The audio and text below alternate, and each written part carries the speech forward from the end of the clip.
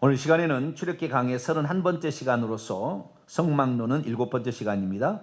분향 땅과 속전과 물두멍 및 관유와 향 제조 규례에 관한 말씀을 함께 나누기로 합니다. 오늘은 좀 많이 나오는데 가장 핵심은 이제 관유와 향입니다. 관유와 향인데요. 지금 우리가 어느 위치에 와 있냐면 출애굽기 25장부터 40장에 있는 성막법의 의식법이 하나죠. 이 성막법 가운데에 지난주에는 제사장법에 대하여 우리가 어떻게 제사장을 세워서 성막에서 봉사할 것인가 그 중심을 살폈고요. 오늘은 이제 그 성막의 내용 가운데에 중요한 이제 핵심 골자 몇 가지를 얘기를 하게 될 거예요. 그래서 이제 분향단은 어떻게 만들 것인가, 그 다음에 생명의 속전을 누가 낼 것인가, 또 물두멍은 어떻게 제조할 것인가, 그리고 기름이죠. 기름, 관유인데 이 관유는 어떻게 제조하며 또 분향단의 살을 향은 어떻게 만들 것인가, 이런 걸 중심으로 말씀이 구성되어 있습니다. 길다면 길고 짧다는 짧은 내용인 말씀인데 상당히 많은 내용을 포함하고 있어요. 근데 오늘 많은 핵심적인 엄청난 일들이 오늘 나올 거예요. 그래서 오늘 내용만 우리가 잘 알아도 사실 회개와 기도 생활에 관한 엄청난 진일보하는 영적 수준으로 올라가게 될 겁니다. 그래서 오늘 말씀에 여러분 많은 또 은혜를 받게 되길 바랍니다. 자, 그러면은 분향을 제단을 보도록 하죠. 사진을 먼저 제가 이제 준비를 해왔는데요. 사진을 같이 한번 볼까요?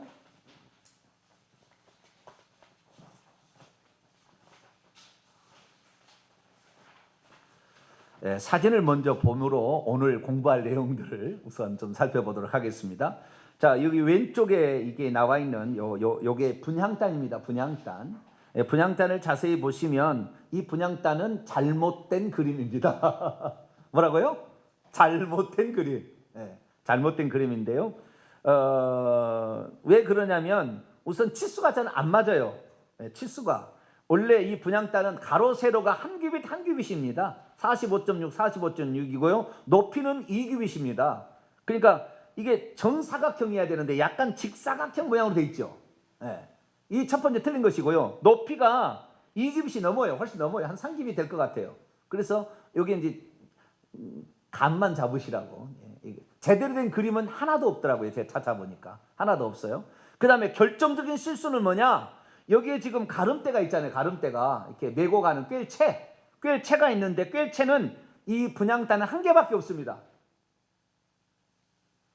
번제단이나 그 다음에 지성소의 법궤는 꿰체가 앞뒤에 다 있어요. 그래서 고리가 4개가 있어가지고 앞에 2개 깨고 4개 뒤에 4개 깨서 꿰체가 그렇게 여러 사람이 이것을 짊어지고 갈 수 있도록 돼 있는데 이 분향단은 작아요. 무겁지 않게 둘이 얼마든지 들고 갈 수 있어서 꿰체가 2개가 아니라 그 말이에요. 하나만 있는 거, 하나만. 아시겠죠? 고리가 2개에다가 하나만 꿰 있는 것인데 분향단에 나와 있는 모든 그림들 단 하나, 요 밑에 하나가 있어요. 요 밑에.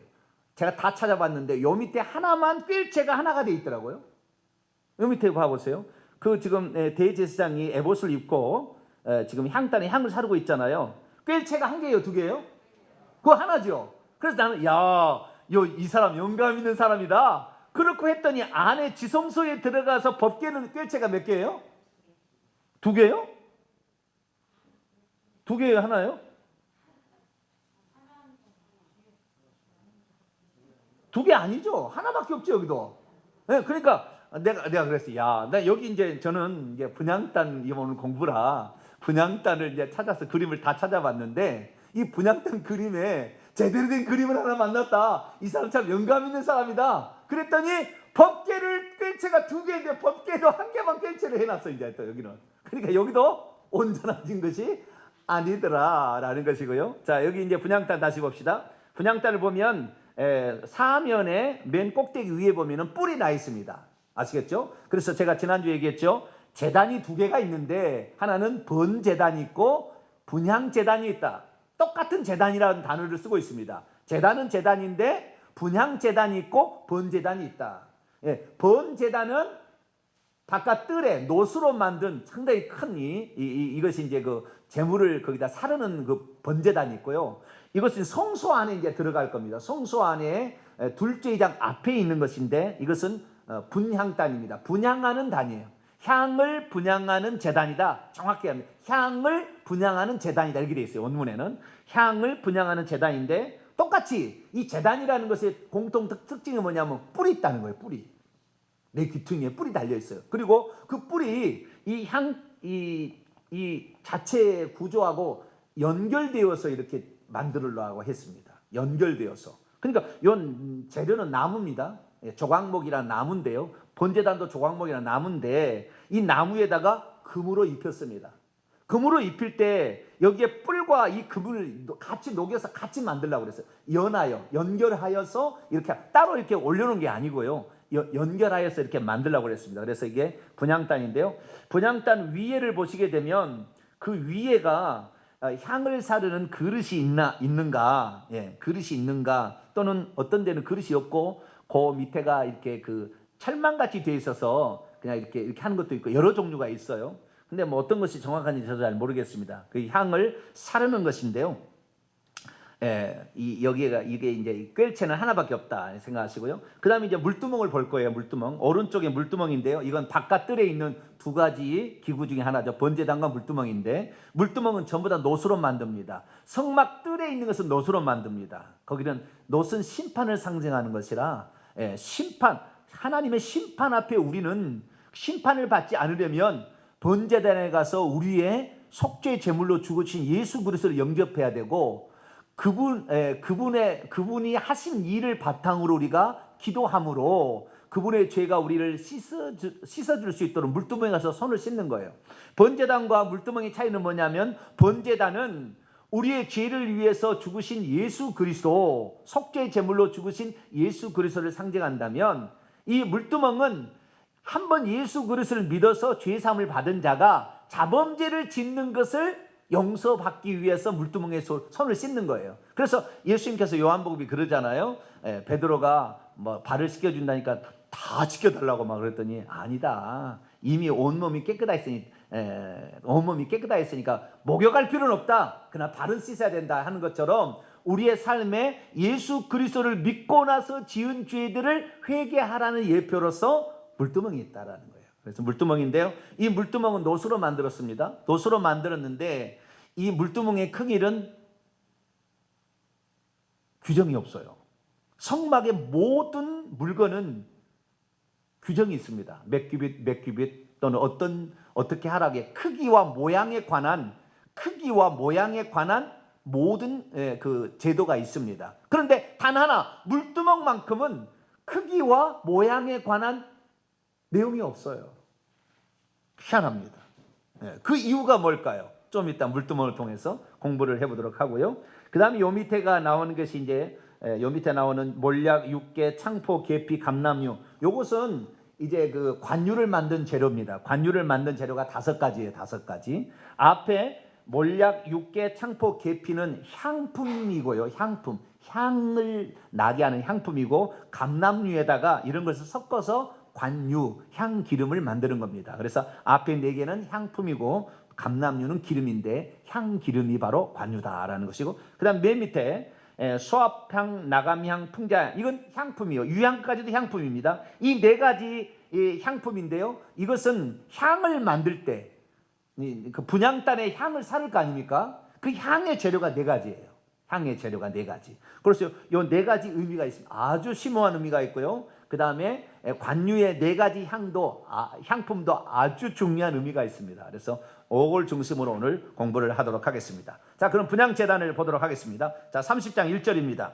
너는 분향할 제단을 만들지니 곧 조각목으로 만들되 길이가 1규빗, 가로 세로가 1규빗 1규빗을 하고 네모 반듯하게 정사각형으로 만들며 높이는 2규빗, 1규빗은 45.6cm고요. 2규빗이니까 91.2cm겠죠. 약 1m가 안 됩니다. 요 2규빗으로 하고, 그러니까 한 요 정도 되겠죠.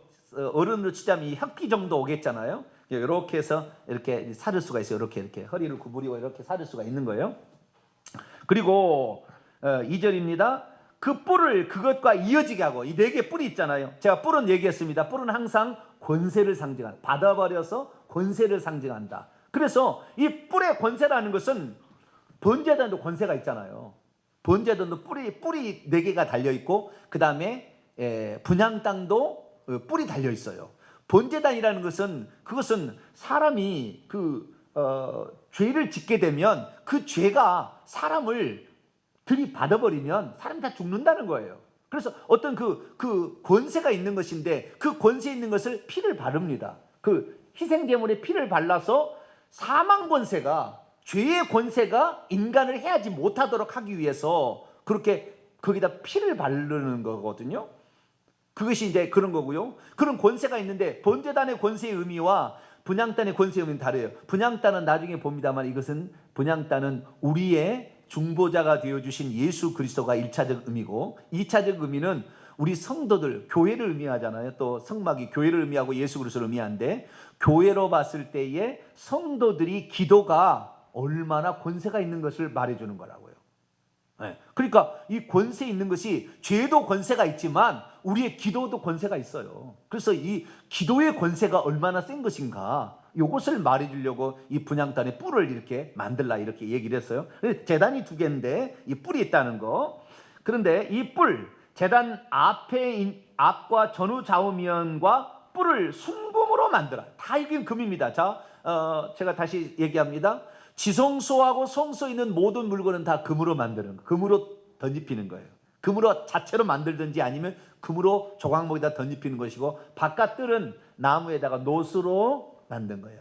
이 물두멍은 놋 자체로만 만든 것이고, 번제단은 아카시아 나무 조각목에다가 놋을 입힌 것입니다. 그래서 우리가 일반적으로 모든 사람들이 참여할 수 있는 것은 바깥 공간, 바깥들이잖아요. 성소, 지성소는 제사장이 들어가고 지성소는 대제사장이 들어갑니다. 그래서 일반 성도들이 경험하는 것은 전부 놋만 보는 거예요. 놋으로 되어 있는 것만 보는 거예요. 그래서 하나님의 심판을 두려워하는 거죠. 그런데 오늘날 예수 그리스도를 믿는 우리들은 하나님을 경외함이 어느 순간부터 사라졌어요. 왜? 나는 예수 믿으니까 천국 간다? 나는 이미 하나님 자녀다? 이렇게 함으로써 하나님을 섬기는데 두려움이 없다, 그 말이에요. 두려움이. 지금 가장 큰 문제는 하나님을 경외함이 사라졌어요. 하나님을 두려움이 사라졌어요. 나는 예수 믿으면 나는 천국이다 이렇게 딱 되어버리다 보니까 그러지 않아요. 우리는 죽을 때까지 예수 그리스도를 속죄 제물로서 번제단을 경험하였다면, 죽을 때까지 물두멍에 가서 손을 씻어서 우리의 자범죄들을 날마다 회개해야 결국에 하나님께 나아가는 것입니다. 그러니까 이 성막에 크게 두 가지 의미라고 했잖아요. 하나는 자기의 죄를 용서받기 위해서 성막에 나오는 것이고, 두 번째는 하나님과 교제, 하나님을 만나기 위해서 오는 거예요. 하나님은 어디에나 계시나 이 땅에 계시는 장소를 정했으니 성막에, 지성소에, 속죄소, 거기에서 만난다고 그랬잖아요. 그래서 하나님께서 성막을 지으라는 것은 하나님의 거처를 이 땅에 확보하기 위함입니다. 하나님이 계시는 장소를 마련하기 위함이에요. 왜? 거기서 만나려고. 그래서 우리가 성막을 통해서 알아야 될 것은 내 죄를 용서받는 것, 이거 하에다가 하나님을 만나는 것, 두 가지 의미가 있다는 걸 알아야 돼요. 그런데 많은 사람이 성막하면은 둘 중에 하나만을 중요시 여겨가지고 나는 번제단에서 나는 끝났다는데, 아니에요. 더 깊숙이 나가야 되는, 하나님을 접촉하고 만나야 되는데, 이것이 성령이고 이 모든 것들이 결국에 관유가 부어져야 만나게 되는데, 그 깊숙이 더 들어가서 우리의 영 속에, 육체 넘어서 혼 넘어서 그 안쪽에 있는 영으로 하나님을 만나야 되는데, 이렇게 만나는 사람이 진짜 하나님 사람이 되는 거. 할렐루야. 그러려고 하나님께 성막을 지으려고 했는데, 나는 예수 그리스도 믿었으니까, 나는 번제단 체험했으니까 나는 그냥 끝났다, 물두멍도 안 간다 그 말이에요. 물두멍도. 나는 예수 믿어서 과거 현재 미래에 다 용서를 받았다, 나는 천국 간다, 아니다 그 말이에요. 아니다 그 말이에요. 하나님이 계신 지성소가 들어가야 하나님을, 천국에 들어가야 하나님을 만나게 되는데, 번제단 만났다고, 번제단 체험했다고 나는 끝났다, 지금 이러고 있다 그 말이에요. 이것의 가장 결정적인 요인이 뭐냐? 종교개혁자들이 잘한 것도 있지만, 이 종교개혁자들이 오직 믿음 외치는 바람에, 오직 믿음만 외치는 바람에, 나는 믿음이면 모든 게 끝난다 이런 식으로 얘기를 해가지고 결국에 지금 한국교회나 전 세계가 망하게 생겼다 그 말이에요. 왜? 하나님을 경외함이 없고 죄를 회개치 아니한다고 말. 거룩함이 없이 하나님을 볼 수 없다는 하나님의 말씀을 망각하고, 예수님이 그랬잖아요. 마태복음 6장에 하나님의 온전하심 같이, 아버지의 온전하심 같이 너희도 온전하라. 할렐루야. 그렇게 우리가 노력해야 되는데, 온전하지 않으면 어때? 나는 예수 믿었는데, 나는 천국 갈 텐데, 이렇게 되어버리니까 이제 이 부패와 타락이 교회를 지배하게 되고, 영적인 세계를 전혀 모르니까 이 귀신들에게 당해서 예수 믿는 사람들도 얼마나 많이, 제게 상담해 오는 사람의 거의 대부분이 다 이 귀신에게 시달린 사람들이에요. 많은 사람이 제게 상담해 오는데 그중에 가장 많은 분야가 귀신에게 시달리고 우울증에 시달리는 거예요. 예수를 믿고 있다 그 말이에요. 심지어 권사님까지 전화 오는데도 우울증에 시달린 사람도 있어요. 왜요? 그 영적인 세계를 모르니까. 이 귀신, 이런 세계를 알아야 되잖아요. 구약시대는 귀신이 없었던 시대예요. 귀신이 악한 영들, 그런 악령들이 몇 놈이 떨어져서 있었을 뿐이지, 예수님 시대처럼 귀신이 바글바글 해가지고 사람 몸속에 들어가는 시대가 아니라 그 말이에요.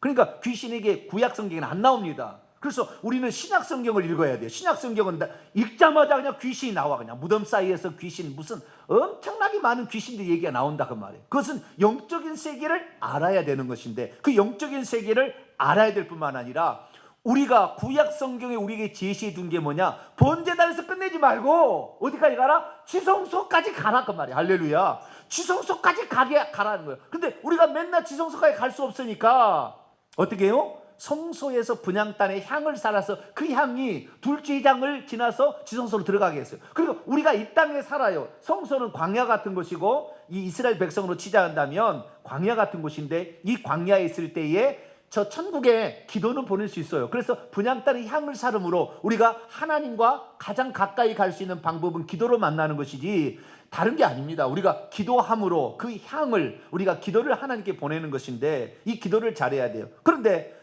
저희 교회 같은 경우도 이제 조금 눈을 뜨고 있습니다만은 기도의 중요성을 별로, 기도의 중요성에 대해서 그렇게 중요하게 여기지 않아요. 기도가 없이는 뭘로 하나님을 만날 건데요? 하나님이 누구시고 우리를 왜 향해서 우리 지식을 만나는 거잖아요. 하나님을 만나는 것은 기도로 만나는 거예요. 그 하나님이 살아계시냐 안 살아계시냐는 내가 기도를 통해서 체험할 때, 하나님은 보이지 않고 만질 수도 없으나 내 기도를 들으시고 응답하는 사실을 통하여서 하나님은 지금 살아계시고 나와 함께 계시다. 할렐루야. 그걸 체험할 거 아니에요. 그래서 기도가 아주 중요합니다. 그래서 이 분향단, 이 제사장을 세우라고 하면서 가장 먼저 언급한 게 기도를 이 분향단을 언급한 것은 우리 기도 생활이 그렇게 중요하다는 거죠. 자, 그래서 이제 그 분향단을 지금 공부하고 있는데요. 자, 이 분향단은 성소에 있는 것이라 금으로 다 입혔다. 그래서 거룩성, 또 금, 은, 노시 있잖아요. 그것은 성부, 성자, 성령을 상징하기도 합니다. 금, 은은 속죄, 죄를 없애주는, 그래서 은은 복을 이렇게 알려주잖아요. 그래서 속죄가 은 예수 그리스도, 그 다음에 노은 심판을 책망하시는, 우리의 죄를 책망하시는 성령을 상징한다. 이렇게 풀어갈 수도 있어요. 그래서 이 성소에 있는 분향단은 금으로 쌓았다. 하나님과 밀접한 관련이 있고 하나님을 체험하는 루트다. 이걸 사실을 알고 넘어가면 좋겠습니다. 주위에 금태를 두르지, 아마 깨지지 않도록 이렇게 금태를 두르라 한 것 같아요. 금태를 둘을 치며 4절, 금태 아래 양쪽에 금고리 둘을 만들어요. 금고리 넷을 만들라고 그랬어요? 둘을 만들라고. 그러니까 이 분향단은, 꿰체는 금고리 둘에다가 한 개 꿰체밖에 없는 거예요. 그런데 그 그림은 전부 뭐예요? 어떻게 됐어요? 똑같이 번제단이나 또는 법궤를 꿰듯이 두 개로 꿰는 것처럼 이렇게 돼 있는데 다 틀린 거예요, 지금 이게.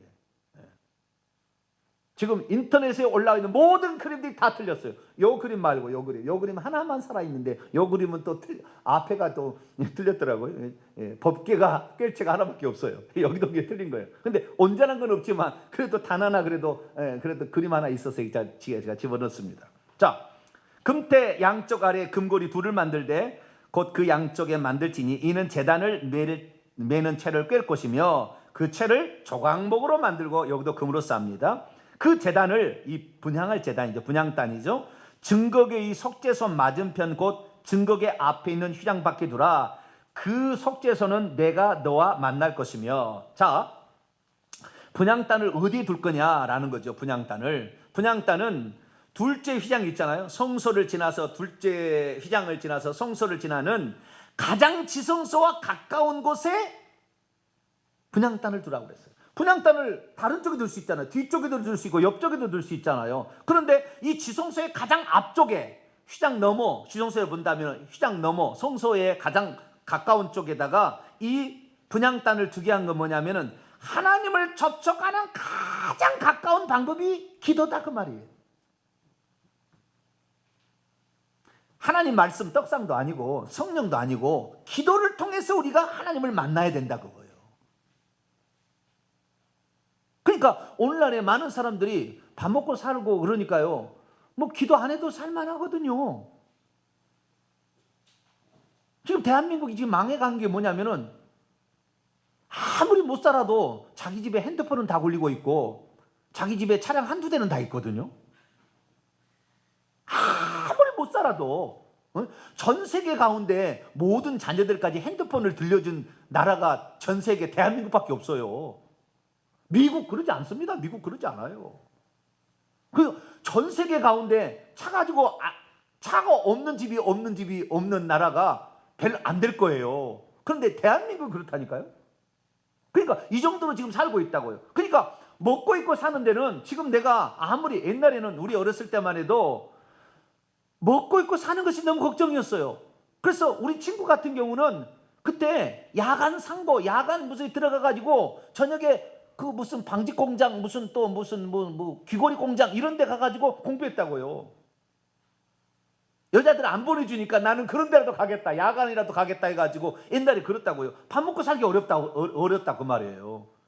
근데 지금은 아르바이트만 해도요, 일일 뭡니까 시급제가 따지면은 200만 원을 벌게 돼 있다고요.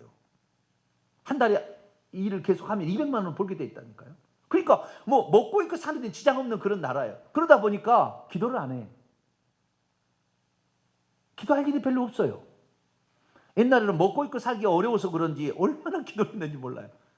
6.25 동란으로 남편 잃고 자식들은 삐약삐약하는 애들이 있는데 어떻게 가르쳐요? 눈물로 기도할 수밖에. 하나님, 이 아이 하나님이 길러주세요. 나는 힘이 없습니다.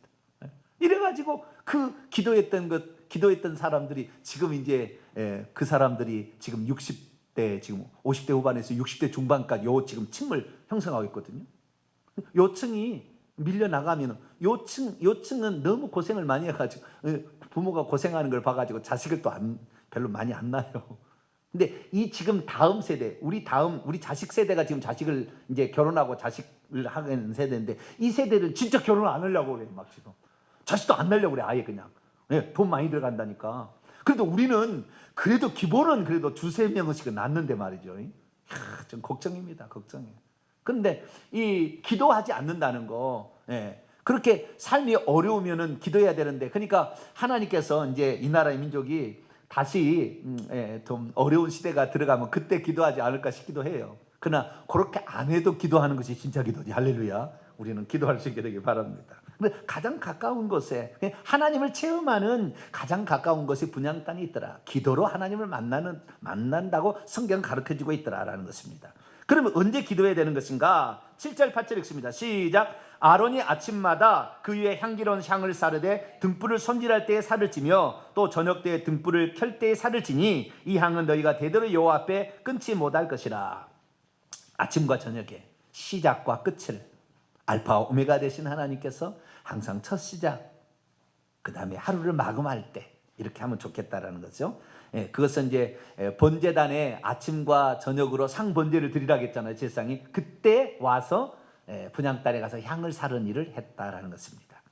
9절 너희는 그 위에 다른 향을 사르지 말며 번제나 소제를 드리지 말며 전제에 술을 붓지 말라. 똑같이 생겼다고, 번제단과 똑같이 생겼다고 거기에다가 제물을 드리는 게 아니다. 그건 향만 사르는 것이다. 그리고 하나님께서 지정한 향을 살라야 돼. 좀 이따 이제 향 나옵니다.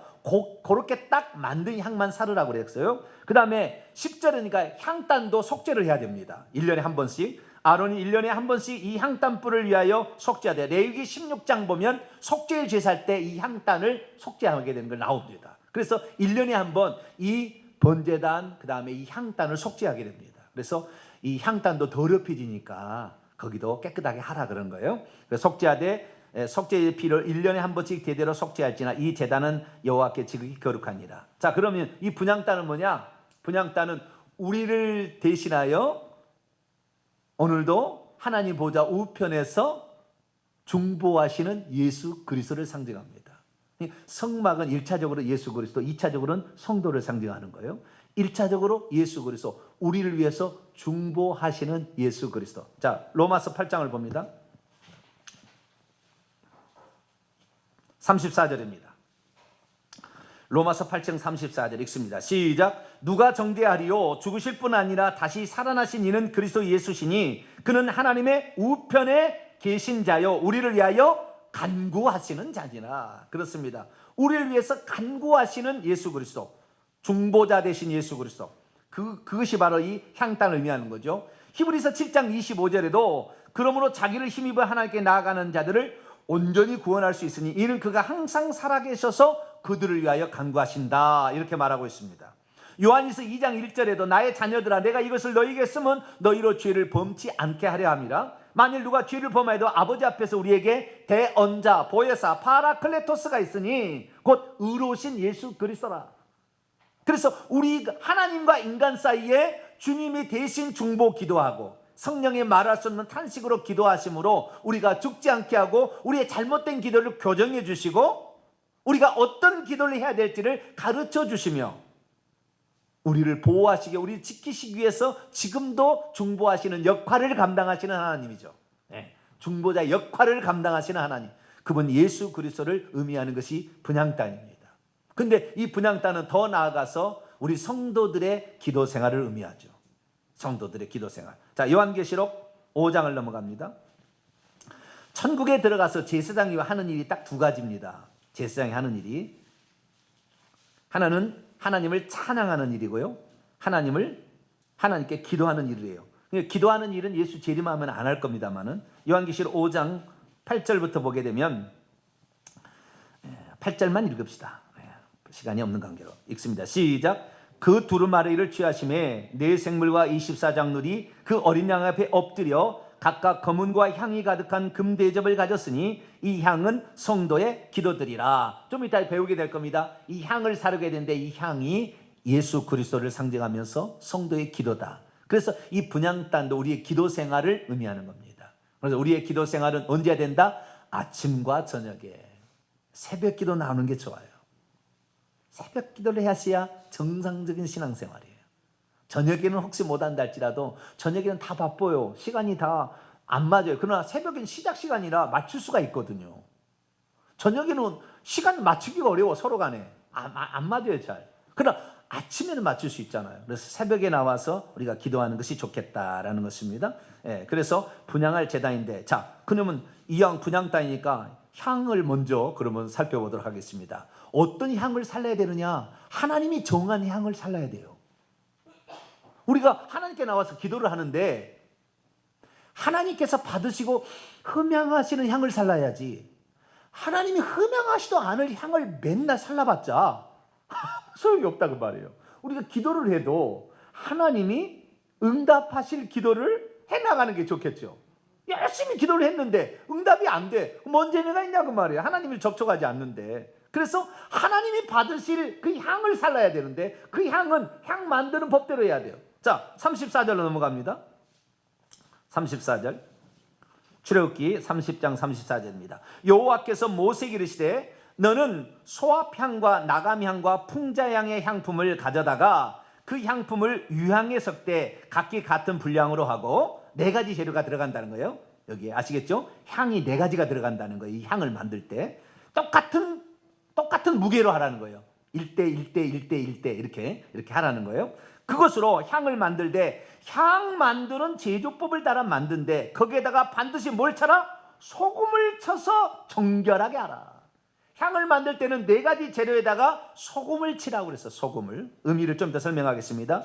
그래서 그 향 얼마를 곱게 이제 빻습니다. 아시겠죠? 이제 빻아요. 빻은 다음에 내가 너와 만날 해마가 증거가 그 앞에, 그러니까 분향단 있잖아요. 그 분향단 옆에다 놓아두는 거예요. 분향단 옆에다 그릇에다가 그 향을 빻아가지고 좀 갖다 놓는 거예요. 이 향은 너희에게 지극히 거룩하니라. 내가 여호와를 위하여 만들 향은 거룩한 것이니 너희를 위하여. 37절 38절은 주의할 사항이고요. 36절까지 보게 되면 향 재료가 4가지입니다. 4가지. 거기에다가 소금을 쳐야 된다고 했습니다. 자, 그러면 4가지가 뭘까? 첫째는 소합향이에요. 여러분, 이 소합향이 여기 있어요. 소합향. 소합향하고 풍자향, 이것은 식물입니다. 식물에서 나오는 향품이에요. 가운데 나감향은 조개 껍데기에서 나온 거예요. 조개 껍데기에서 나오는 거예요. 처음에 있는 소합향은 몰약을 채취하는 그런 나무예요. 몰약을 채취하는 나무인데요. 이 나무의 수액에서 추출한 향료입니다. 그런데 이것이 이렇게 나무가 큰 나무에서, 이건 이제 그 풀잎을 말하는 큰 나무에가 상처를 내게 되면은 이렇게 진액이 이렇게 뚝뚝 떨어져, 이렇게 방울. 그래서 이 소합향이라는 말은 방울이라는 뜻이에요. 방울 이렇게 떨어집니다. 그래서 이게 굳어지면 하얗게 되거든요. 이게 단단하게 되면 노랗게 하얗게 돼요. 그렇게 해가지고 향이 되는 거예요. 이 소합향, 이것이 이제 첫 번째고, 두 번째는 나감향입니다. 나감향은 조개 껍데기, 대합이나 굴 같은 이런 조개 껍데기에서 추출한 향입니다. 그런 그 조개가 있나 봐요. 향이 나는. 굴도 향이 나나요? 껍데기를 가루를 내면? 우리는 모르겠죠. 그까지 잘 모르겠던 전문가가 아니라. 그 다음에 풍자향. 이 풍자향은 페르시안 회향나무, 회향. 근체와 회향에 11조를 낸다 할 때 회향이 있잖아요. 냄새 아주 지극히 많이 나는 그 회향에서 추출한 고무, 수지 같은 것입니다. 그런데 이 회향이 엄청 냄새가 독해가지고요, 모기나 이런 것들이 접근을 못한대요. 이게 있으면. 엄청난 게 방충제 역할을 하는 거예요. 방충제. 그래서 이 3가지의 향품에다가 유향이라는 것은 감람나무과에서 나온 수지의 이것도 우윳빛 나는 그러한 그 향품입니다. 요 네 가지를 섞으라는 거예요. 4가지. 유향을 말린 게 우측에 있습니다. 자, 그러면 이 의미가 뭔가요? 하나님께서 이런 향을 만들 때에 이 향을 4가지를 섞으라고 소합향, 나감향, 풍자향, 유향을 섞으라 할 때 아무 의미 없이 이 얘기를 했겠는가? 한 번은 생각해 봐야 된다는 거예요. 한 번쯤은.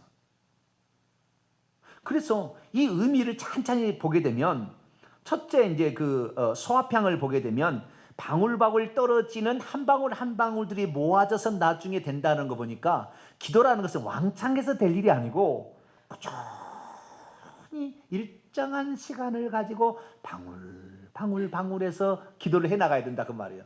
나는 오늘 그동안은 못했으니까 1년치를 다 아마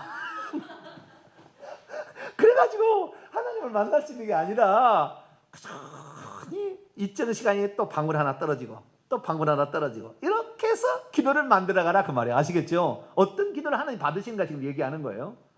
두 번째는 이제 조개 껍데기, 굴 껍데기인데요. 이것은 이제 가라는 거예요. 이걸 가는 것은, 이것은 약간의 아픔이 이제 있다고 보이는 거예요.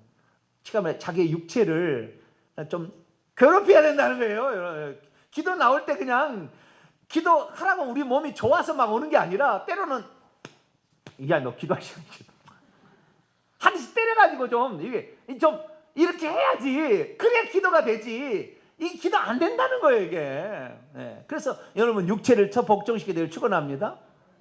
첫 복종시키 그게 필요하다는 거예요. 그 다음에 이제 풍자향 있잖아요. 이 풍자향은 그 역할이 방충제 역할을 한다는 거잖아요. 우리의 기도가 귀신과 사탄 마귀를 방어해주는 역할을 하기 때문에 기도할 때 이 선포기도를 많이 해야 돼요. 기도할 때도 선포기도를 해야 되는 거예요. 우리가 달라고 하는 기도만 할 것이 아니라 우리의 그 기도를 통하여 모기나 이런 해충들이 떠나가도록 해야 되듯이, 우리의 기도할 때, 우리는 기도할 때 내게 원하는 것만 하나님께 구하지 말고, 때로는 우리를 기도를 방해하는 놈들 있잖아요. 떠나가라, 그놈들을. 마귀 귀신들 좀 떠나가라. 이것도 같이 해야 된다는 겁니다. 할렐루야. 이 4가지 향품에다가 그 다음에 유향은 이 액체로 되어 있는 우윳빛 나는 것, 이걸 말리는 거예요. 이것은 하얀 것이에요. 하얀 것. 이것은 뭘 말하냐면은 우리의 기도는 이 죄를 다 깨끗하게 만든 상태에서 기도를 해야만이 그 기도가 응답이 된다 그 말이에요. 그래서 이 네 가지, 첫 번째는 뭐라고 했습니까? 꾸준히 방울방울 떨어지고 꾸준히 이렇게 하라는 거예요. 기도 시간을 정해놓고 꾸준히 이렇게 하라는 거예요. 두 번째는 좀 내 몸을 좀 복종시켜서 그렇게 하는 거예요. 세 번째는 선포 기도를 해서 귀신들이 적게 못하도록, 이 목이 이런 것들 달라지지 못하도록 하는 것이고, 그 다음에 죄를 회개해서 깨끗한 상태에서 기도를 했을 때 하나님께서 그 기도를 받으시는데, 이 모든 것이 결국에 예수님이에요. 예수님은 새벽 미명에 누가 보든 안 보든 항상 그 자리에 가셔서 항상 기도하시고, 습관을 조차 저녁이 되면 감람산에 가셔서 기도하셨더라. 그 다음에 예수님이라고 피곤 안 했겠어요? 자신을 참 복종시켜서, 자신을 참, 그리고 이 베드로에게 그 귀신이 접근하지 못하도록 내가 그 기도했다고 그러잖아요. 내가 시험에 들지 않도록 마귀가 너를 침범하지 못하도록. 그래서 나중에 베드로가 회개하잖아요. 그렇게 기도하면서, 죄는 없었겠죠 예수님은. 그러나 그런 식으로 예수님이 기도했기 때문에 우리들도 그렇게 기도하자는 겁니다. 그래서 우리가 이러한 향을 만드는 법대로 기도를 하는데 주의할 점이 있다는 거예요. 37, 38절. 내가 여호와를 위하여 만들 향은 거룩한 것이니 너희를 위하여 그 방법대로 만들지 말고 냄새를 맡으려고 이 같은 것을 만들. 너희를 위하려고, 이건 결국에요, 하나님께서 우리를 위해서 기도를 하러 갈 때 자기의 정욕이나 자기의 이익만을 위해서 기도하지 말라는 거예요. 기도할 때 주님께서는 이 구약에는 이랬지만 신약에 들어와서 주기도문 가르칠 때는 하나님의 이름이 거룩히 여김을 나라가 임하고 뜻이 하늘에서 먼저 기도, 그 다음에 일용할 양식 너를 위해서 기도하라고 그랬잖아요. 그러니까 우선적으로 우리가 우리를 위하여서 그것을 하지 말고 하나님의 영광을 위하여 하나님의 뜻을 구하는 기도를 먼저 하라. 그 다음에 나중에 너의 기도를 하라고 예수님이 신약에 조금 더 보너스를 주신 거예요. 보너스를. 구약에는 그거 없었어요. 구약에는 하나님의 영광을 위해서, 제사장 너 하나님의 나를 섬기라고 너를 만든 거야, 세워준 거야, 그런 거죠. 그래서 하나님 위해서 하는 것이고, 그 다음에 냄새를 맡으려, 너가 즐거움을 위해서, 너의 즐거움을 위해서 기도를 하면 안 된다. 너의 즐거움을 위해서. 우리는 기도 생활에 나의 즐거움을 위해 하나님께서 기쁘시게 받으시도록, 할렐루야, 그렇게 기도를 해야 된다. 이건 주의할 사항입니다. 그래서 우리가 기도할 때도 꼭 하나님의 영광이 되어지도록, 하나님의 뜻이 이루어지도록 중보 기도를 먼저 하고 그 다음에 나의 기도를 하는 순서에 좋겠다라는 것입니다. 이게 분향 땅과 향에 관한 규례입니다. 특별히 이 향단을 속죄를 할 때, 여러분 이걸 아셔야 돼요. 향단을 속죄할 때 30장 10절입니다. 속죄할 때 어디만 속죄하느냐, 분향단 전체를 속죄하라 하는 게 아니고요, 향단 뿔만 속죄하라고 그랬어요. 기도는 권세가 있잖아요. 내가 뿔은 아까 권세가 있다고 그랬잖아요. 기도를 하게 될 때 기도응답을 많이 받았다고 기고만장하지 마라. 뿔은 속죄해야 돼. 너의 기도가 네가 많이 받았다고 막 나불거리지 말고, 그것도 속죄받을, 혹시 내가 하나님께 누가 되지 않나, 얘기 안 할 것은, 기도응답에 얘기 안 할 것을 하지 말고, 그래서 거기도 속죄를 받아야 할 부분이 있다. 그래서 너가 기도응답을 받은 거에 대해서 너는 좋은 거지만 그것을 나불거리는 데는 조심하라. 이것이 향단 뿔만을 속죄하라 그랬어요. 그 향단 전체를 속죄하는 게 아니고. 그래서 뿔을 속죄하라는 것은 우리의 기도 생활에 대해서 응답됐다고 너무 떠벌리거나, 혹시 기도응답을 못 받은 사람은 실족합니다. 저 사람은 하나님을 얼마나 사랑해서 저렇게 기도응답을 해. 나는 썩빠지게 기도응답도 없더라. 에이씨, 기도 그만둬야 되겠네. 이렇게 될 수도 있어요. 그래서 너무 많이 이렇게 하지 말고 1년에 한 번은 자기 자신을 돌아보고, 내가 혹시 나를 자랑하고 그리스도를 사랑하지 못했지 않나 생각도 해보고, 간증도 할 때도 조심하라, 뭐 이런 거죠. 그래서 향단불을 속죄하는 겁니다. 자, 이제 11절부터 16절까지는 속전이, 회막 봉사에 쓸 속전을 내라는 거예요. 이 속전은 간단히 이제 정의합니다. 간단히 정의하면은 20세 이상의 남자는 속전을 내라고 그랬어요. 원래는 레위인이 가서 하나님께 봉사해야 되는데, 레위인이 아니라 이스라엘 민족의 장자들이 봉사해야 되는데, 레위인이 대신 봉사함으로 말미암아 그 장자의 숫자대로 하는데, 여기에는 그런 의미가 아니고요, 20세 이상의 모든 남자들은 생명의 속전을 내라고 그랬어요.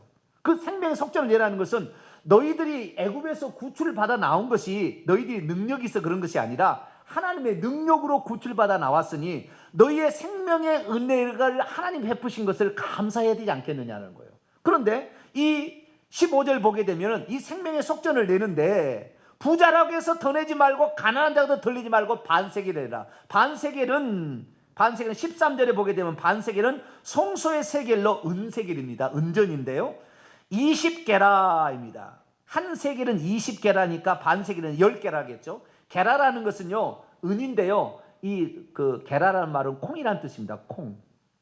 콩알 10개 정도, 은의 콩알 10개 정도인데 이건 돈 가치가 얼마 안 됩니다. 누구든지 낼 수 있는 거예요. 그래서 너가 하나님께 나오게 될 때는 항상 생명의 속전을 내라. 그래서 하나님께 나올 때 우리가 주일날에 항상 우리가 주일헌금을 드리잖아요. 그것은 많은 돈은 아니에요. 그러나 하나님이 나를 구원해 주신 것에 대한 기초적인 어떤 은혜를 표시하는 것을 해야 된다는 거예요. 그래서 우리가 주일날에 예배를 드릴 때 왜 헌금을 내느냐 이런 게 이게 생명의 속전입니다. 오늘날로 표현하면 주일 헌금 내는 것이 하나님께 나올 때 그렇게 하라겠어요. 그렇게 하라는 건 뭐냐면 이것을 갖다가 나중에 회막 봉사에 사용하기 위해서 이렇게 하는 거예요. 목사님이 다 잡수시죠, 다 이거. 다 잡수셔버린가? 그게 아니고 교회를 위해서 이걸 쓰는 거예요. 그리고 이것을 내라고 한 이유가 있어요. 이유가. 이게 아주 키포인트인데요. 자, 12절 봐봐요. 12절 읽습니다. 시작.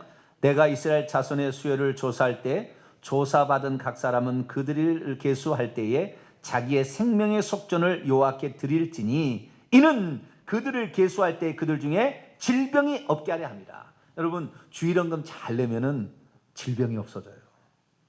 여기 나왔다니까요.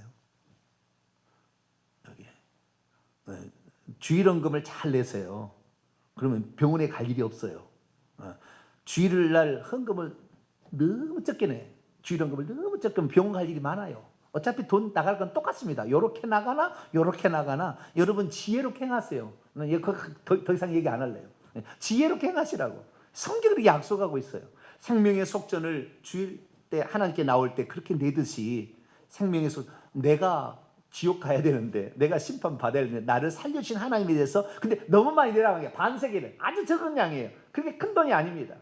얼마 되지 않아요. 그러나 그 돈이라 할지라도 사람에 따라서는 신분에 따라서는 또 다를 수가 있겠지만 그러나 그 기본적인 것은 꼭 정성스럽게 준비해서 내라. 그러면 질병이 재앙이 사라진다. 하나님의 보호가 있는 거예요. 우리가 하나님 앞에 그냥 마음이 물질이라고 그랬잖아요. 뭔가 드릴 때에 하나님께서도 하나님의 어떤 것을 보호망을 쳐주신다는 것을 암시하고 있습니다. 그리고 가난한 자나 부자한 자나 다 똑같이 내라는 것은 그것은 그 정도는 해야 되지 않겠느냐. 너희를 구원했기 때문에 그렇게 말씀하고 있는 것이죠. 그래서 그리스도의 구속의 은총을 동일하게 받았으니 기본의 요청은 이 정도는 해야 된다라는 것을 성경은 우리에게 말해주고 있다는 것입니다. 자, 17절부터 이제 물두멍인데요. 17절부터 21절 보면 18절 놋으로 물두멍을 만들라고 했어요. 근데 크기와 모양이 없습니다. 크기와 모양이 없어요. 근데 거기는 뭐 하라고 만들냐면 거기다 물을 담아두려고 만든 물대야입니다. 한마디로 뭐라고요? 물대야입니다. 물대야.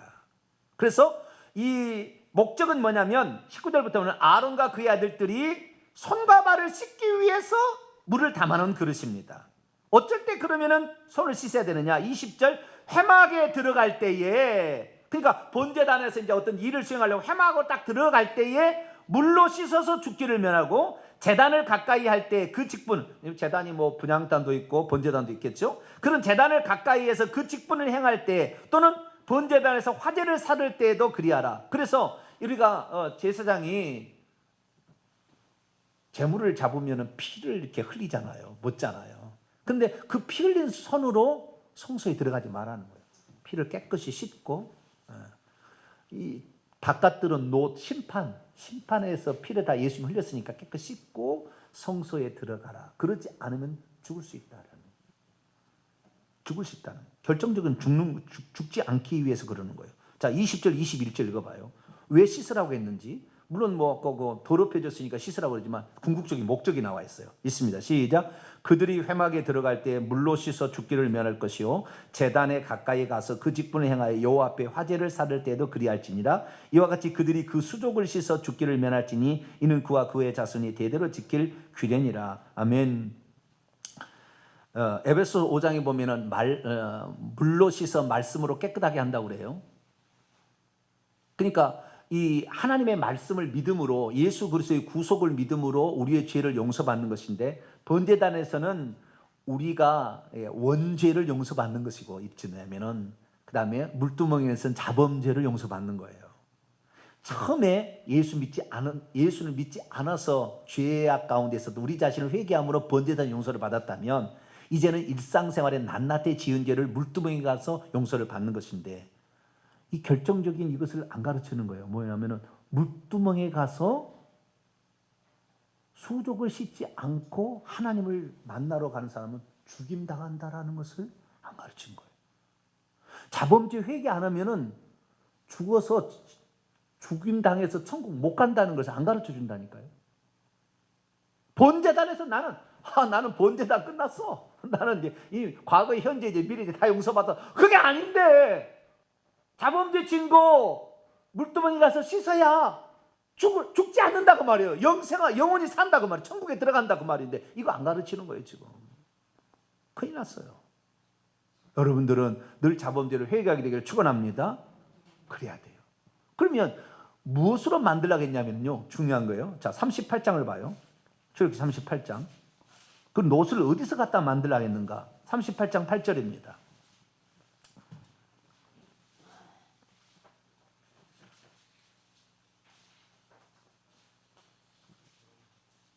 네, 출애굽기 38장 8절입니다. 시작. 그가 노수로 물두멍을 만들고 그 받침도 노수로 하였으니 곧 회막문에서 수종드는 여인들의 거울로 만들었더라. 회막문에 수종드는 여인들은 아마 레위 지파의 부인들이 아니었을까 추정합니다. 그런데 뭘로 만들었어요? 거울로 만들으려고 그랬어요. 거울을 녹여서 거울 물그릇을 만든 거예요. 물그릇이 있는데 그 물그릇이 자기가 오게 되면은 얼굴이 보이는 거죠. 손이 보이는 겁니다. 그 그릇이 그 여인들의 거울을 녹여서 만든 또 다른 거울이에요. 그래서 이것은 이 물대야는 말씀의 그릇이라고도 합니다. 말씀에 비춰봤을 때, 내가 죄를 지었구나. 내가 이런 죄를 지었구나. 라는 것을 깨달으라는 거예요. 그래서 이 거울은 비춰본다는 거잖아요. 말씀에 비춰봐서 내가 죄를 지었다는 것을 확인하면 회개를 하라는 거죠. 그런데 이 모양과 크기를 정해놓지 않았다. 크기를 정해놓았다. 어떤 사람은 작은 것이라도 회개를 해요. 그게 잘못이라고. 근데 어쨌든 큰 죄를 지어도 회개하는 사람이 있어요. 그것은 이 노대야의 크기가 사람에 따라서 분량이 다르다는 거예요. 목사가 죄를 지는 거하고 여러분이 죄를 지는 거하고 똑같겠어요? 그러지 않아요. 하나님 보실 때는 그렇지 않는다니까요. 목사는 더 큰 그릇으로 자기를 비춰봐야 되는 거예요. 목사 천국 가기 어렵거든요. 항존직 천국 가기 어려워요. 일반 성도보다 어렵습니다. 이게 어렵습니다. 그 직분을 감당하라고 준 건데 그 직분을 못 감당하는 거니까 쉽지 않잖아요. 네. 그래서 우리의 그릇은요 많이 넓혀가게 되길 바랍니다. 그리고 말씀을 알아야 돼요. 그래야 그 그릇을 통해 나를 비춰봐서 내가 어디가 흠이 있나를 찾아볼 수가 있는 거죠. 그렇게 해서 회개하라는 것이죠. 자, 마지막입니다. 이제 22절부터 33절까지 말씀인데요. 관유제조법입니다. 관유제조법. 관유제조법을 지금부터 해야 되는데 빨리 해볼까요? 빨리 해서 마칠까요? 아니면 다음 시간 한 번 더 할까요? 빨리 해볼까요? 네, 빨리 하도록 하겠습니다. 그러면 자, 관유제조법. 자, 23절입니다. 22절, 23절. 너는 상등 향품. 상등이라는 것은 최고의 고급 향품을 쓰라는 거예요. 그것이 네 가지였죠. 몰약과 육개와 창포와 계피. 이 네 가지 재료라고 그랬어요. 아까 제가 이제 그림을 가져왔습니다. 몰약, 액체 몰약. 그 다음에 육개. 육개는 개수나무 계열입니다. 개수나무. 창포라는 것은 부들입니다. 부들. 그 물가에 있는 부들이에요. 계피 아시죠? 계피, 그 껍질 쓰는 겁니다. 이 네 가지 재료를 감람류에다 섞는 거예요. 그래서 이것은 최고급품의 것으로 이 관유를 만들라는 거예요. 이 관유라는 것은 붓는 기름이잖아요. 근데 그 기름이 감람류, 순수한 감람류가 아니고 향품의 네 가지 향을 더해서 지극히 향이 나는 그 기름을 만들어서 아론의 머리에 붓고 옷에 몸에 뿌리라는 거예요. 이것을 바르라는 거예요. 그런데 이제 좀 이따 이 내용은 이제 왜 이런 네 개를 써놨는지 얘기하고요. 25절, 그것으로 거룩한 관유를 만들 때 향을 제조하는 법대로 향기름을 만들지니 그것은 거룩한 관유가 되라. 목적은 뭐냐면 26절에서 29절 같은 거면 성막의 모든 기구에 다 바르는 겁니다. 저 번제다부터 시작해서 번제다, 물두멍, 그 다음에 금등대, 향단, 떡상, 법궤 다 바르는 거예요. 이거 거룩하게 하기 위해서 아시겠죠? 그러라는 것이고요. 30절에 보니까 거기에서 봉사하는 제사장도 그렇게 바르라고 그랬어요. 자, 30절 있습니다. 시작. 너는 아론과 그의 아들들에게 기름을 발라 그들을 거룩하게 하고 그들이 내게 제사장 직분을 행하게 하라. 하나님께서 이 예수 믿는 그리스도인들을 이렇게 불러서 그리스도인을 되게 한 것은 제사장의 직무를 감당할 히에라투마. 베드로서 2장 9절, 너희는 택하신 족속의 왕 같은 제사장, 왕의 제사장의 직무를 수행하는 자로 하나님께서 우리를 불러낸 거예요. 그래서 제사장의 직무를 수행하려면 이 향기름을, 피를 먼저 그러잖아요. 옷을 먼저 입어야 된다겠죠. 제사장복을 옷을 입고 그 다음에 피를 뿌리고 그 다음에 관유를 바르라고 그랬어요. 관유를. 이 지금 관유 제조법이에요. 이 관유가 마지막입니다. 이게 마지막이에요. 이것을 다 이렇게 해야만이 거룩히 구별되어서 쓰임 받는다는 거예요. 그런데 오늘날 이 루터의 종교개혁으로 말미암아서 왕 같은 제사장 직무를 수행하는 자인데 제사장이다라고 결론을 내어버렸어요. 루터가 잘한 것도 있지만 이런 실수가 있는 거예요. 그러다 보니까 이미 제사장이 되어버렸다라고 얘기하는 거예요. 그러니까 자기가 관유를 지금 뿌렸는지 예수의 피를 지금 뿌리고 있는지를 생각지 아니하고 나는 이미 돼버렸으니까 회개 안 해도 돼, 예수 피 적용 안 해도 돼, 관유 이거 안 뿌려도 돼, 이런 식으로 생각하는데 그러면 죽어요. 들어가서 성소에 들어가서 죽는 거예요. 결국 지옥 가는 것이에요. 왜 그러면 피하고 관유를 바라겠냐? 거룩하게 하기 위해서 그랬다. 그러니까 우리가 거룩함이 없이는 천국 못 들어가는 게 결국에 죄 지어서 못 들어가는 거예요. 그래서 최소한 죄를 없애기 위해서 뭐하라? 회개하라, 그거 아니에요. 예수 피를 적용하라. 최소한 죄는 없애야 되지 않겠냐는 거예요. 자, 피하고 관유의 차이점은 뭐냐면 피는 옛사람의 내 죄를 없애기 위한 것이고요, 관유는 앞으로 하나님께 쓰임받기 위해서 성령을 따라서 가는, 올라가는 측면이고 피는 내려오는 측면이에요. 우리의 죄를 없애는 측면이고 하나님께 내가 어떻게 쓰임받을 것인가 상승 곡선을 타는 것은 관유를 가리키는 거예요. 이 두 가지 차이 있는데 이 관유를 중요하게 여겨야 됩니다. 그런데 그 관유 주의사항도 있어요.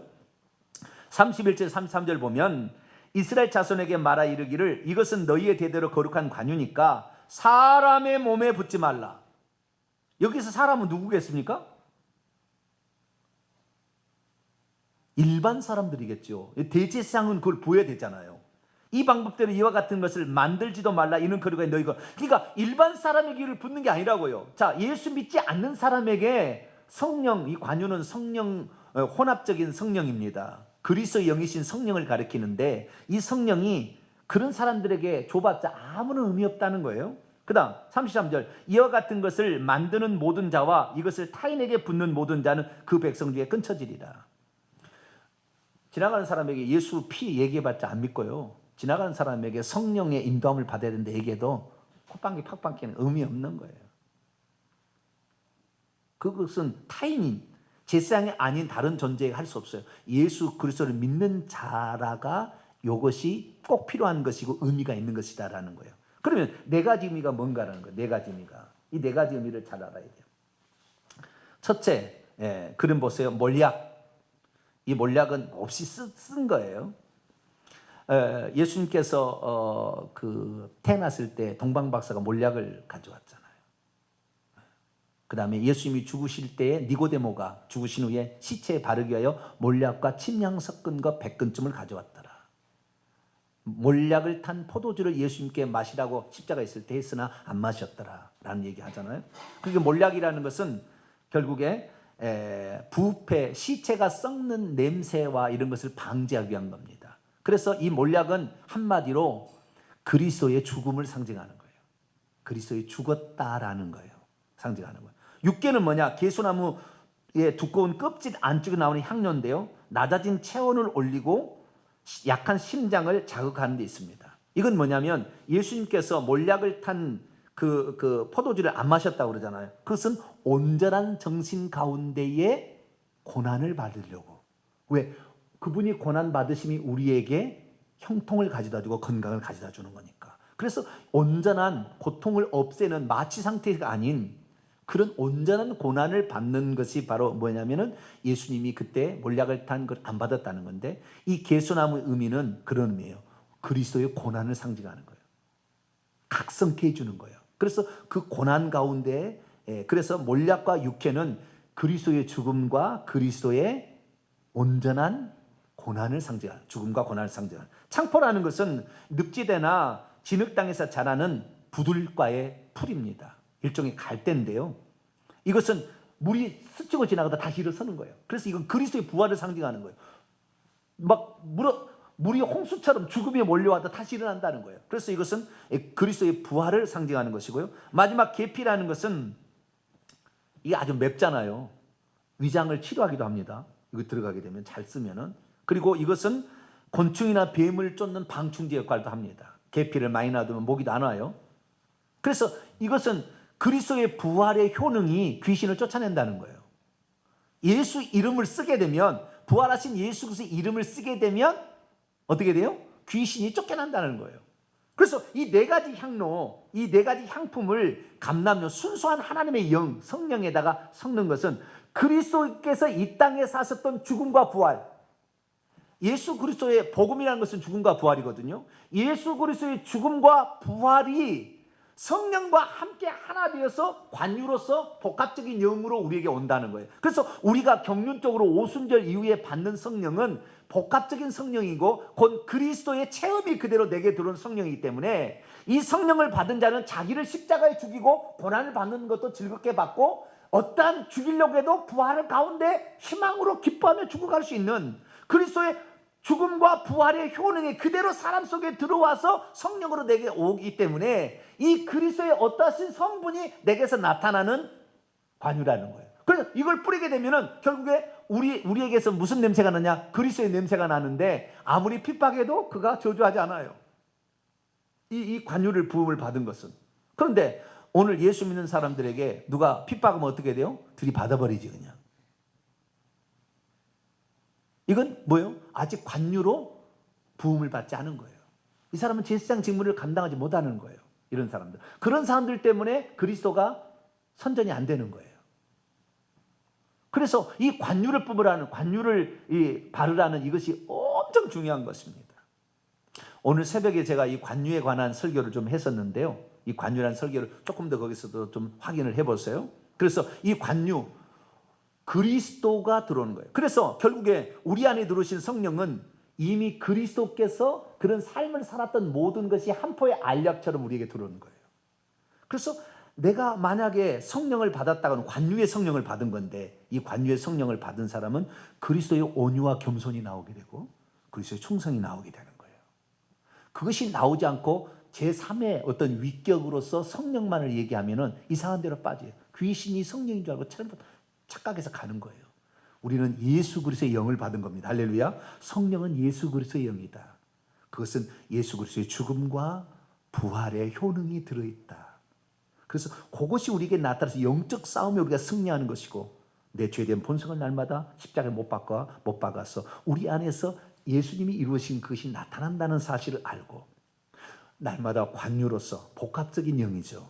이 관유로서 날마다 기름 부음을 받게 되길 바랍니다.